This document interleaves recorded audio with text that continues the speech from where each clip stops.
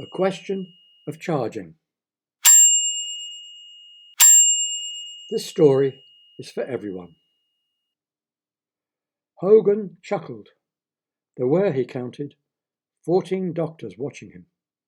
Apart from the usual array of screens checking his blood pressure, temperature, pulse rate, etc., there were also several new devices that would, it had been explained, his vertical magnetic response, whatever that was, it was causing great excitement from several of the researchers, his balance locking interval, and his lower intestine temperature gradient. There were also, a now rather bored Hogan had counted, 26 accoutrements attached to his body. It had taken over 2 hours for the nurses to connect the sensors, pads, needles, loops, and pickups between his body and the display screens. In addition, on this particular caper, he had not been allowed to eat or drink for 24 hours, but had been asked to swallow a vile brown liquid that tasted of everything he hated before the examination had started. He was uncomfortable, hungry, thirsty, and bored, but he could not complain. He was charging them £25,000 for this examination, and they were paying. If I may ask, a bearded professor leaned forward, what is your first action when you wake in the morning? I drink a litre of pure, fresh water, Hogan lied. He never drank water, more like a litre of pure black coffee, but he had to play their game. And last thing at night? This time the question was fired by an eager young woman. A cup of best quality cocoa. Again he lied. He would not mention the bottle of wine he had knocked off throughout his dinner. The questions rattled on for a further hour. Hogan, as usual, gave them the answers they wanted to hear, with little connection to his real life and behaviour. He could have gone on for another 2 hours and earn another £25,000, but he had to be subtle. An hour of physical examination and a further host of intense questioning were as much as a man of his age would be expected to bear. He raised his index finger. Thorne, his personal assistant of the last 20 years, sprang into the wrapping up procedure. He allowed 15 autographs between their exit and his car, aware that on e-auction sites they could be sold up for £300 each. Therefore, the only books he signed were from genuine fans that managed to get near his wheelchair, ignoring those of the hard-faced men who lined the route to his car. The feeble, shaking, frail old man who had been helped with difficulty into the vehicle underwent a transformation once the door had closed. Hogan straightened his bent back, squared his rounded shoulders, and grinned. Thorne passed him his usual glass of pastis, and Jennifer, his secretary, who was permanently plumbed into the internet, wife, and every form of communication, started her chant of the value of his stocks, interest rates, and currency deals. Sipping his Marseille milk, he listened to Portman Gray, his manager, fine-tune his investments, bringing further income from his income. It will be your birthday on Thursday, Portman announced. Wearily, Hogan closed his eyes. The King, the Pope, the Archbishop of Canterbury, selected civil servants and local dignitaries would all come in to wish him happy birthday, as they did every year, as they had for the last 35 years, as they had from the moment he had reached 120 years old. On Thursday, he would be 156, by far the oldest man in the world. He chuckled. If only they knew why. Portman was holding a paper and looking grave, which was absolutely nothing unusual. He only ever smiled on Boxing Day after his annual glass of sherry, and only then if he was not driving. We have, he said, an unusual offer. It was £4 million. Jennifer stopped typing. Thorin stopped breathing, and Hogan slowly lowered his glass. That He said in a voice, gruff from 156 years, "is a lot of money." Of course it was. What else did they expect from 4 billionaires? "They will pay you that for your secret of eternal life." Again Hogan chuckled. £4 million for... He shook his head. No, they would never believe him. Jennifer, Thorin, and Portman were watching him intently. Of course they were anxious.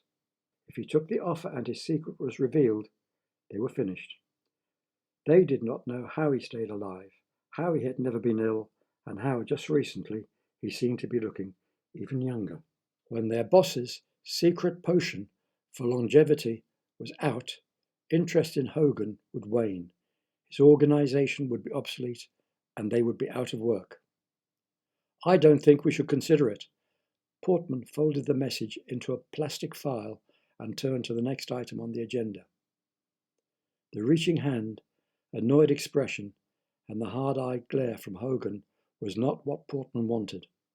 Slowly he withdrew the offer paper from the file and passed it to his employer.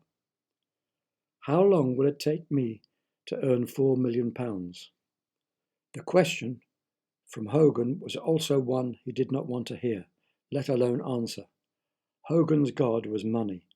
The longer he lived, the more he wanted, and foresight was not another of his boss's gifts. Several times in their working life together, Hogan had taken the money and run, but Portman usually had been able to sort out the mess. But this was different. This was selling the reason for their being. But again, Hogan went behind Portman's back. 3 days later, he casually announced he would be meeting the 4 millionaires in a private room in the Dorchester in 2 days' time. He would, of course, protect his business and their jobs by insisting the billionaires never revealed the secret of his potion. Hogan may have been very, very old, but in the years he had spent on the earth, he had not picked up very much wisdom. Billionaires seldom become rich by being totally honest and truthful, and the sagging feeling in his stomach was telling Portman he had a problem with his future and the longevity of his job. Of course he argued, insisting they put the price of their public and private appearances up, but Hogan was counting the zeros after the 4, and excitement was sending up his blood pressure. Hogan's usual litany of excuses was paraded.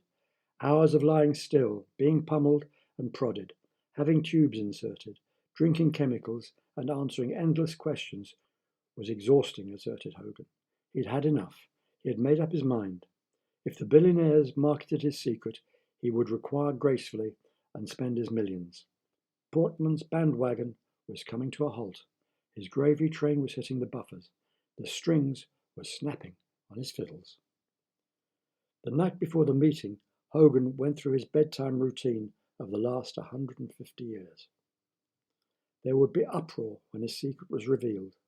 The millionaires, he reckoned, would be in their 60s, and his formula for long life would not be of much use to them at that age.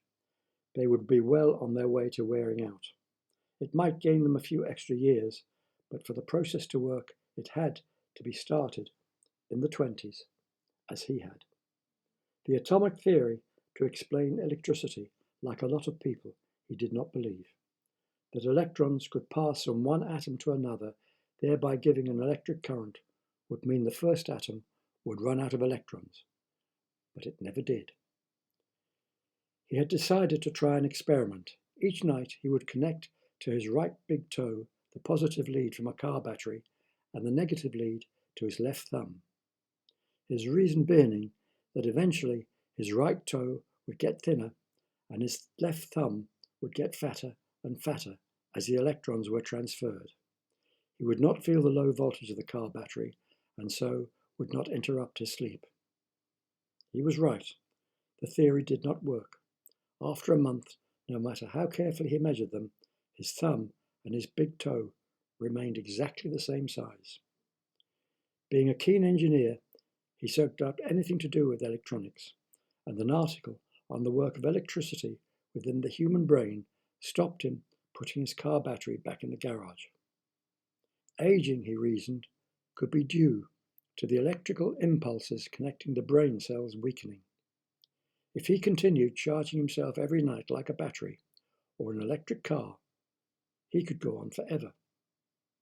Unlike the electron theory, it worked, and the box under his bed passed unnoticed. Attention focused on his diversion, a glass of colourless liquid that he drank to satisfy the curious each morning. The potion, nothing more than sugar and water. I told you.